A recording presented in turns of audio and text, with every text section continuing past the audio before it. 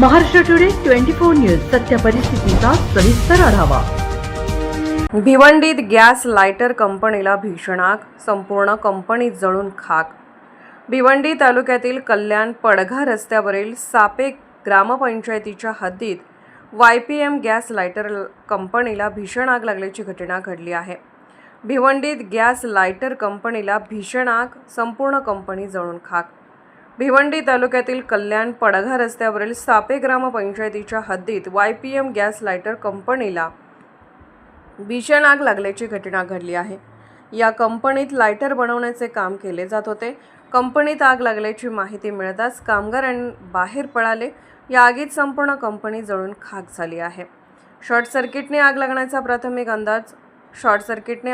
प्राथमिक अंदाज वर्तवण्यात येत आहे।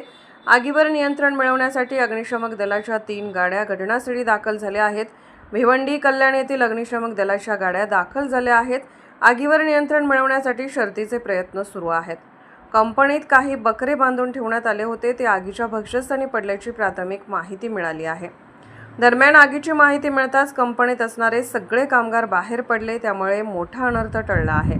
महाराष्ट्र टुडे मराठीसाठी ब्युरो रिपोर्ट, भिवंडी, ठाणे।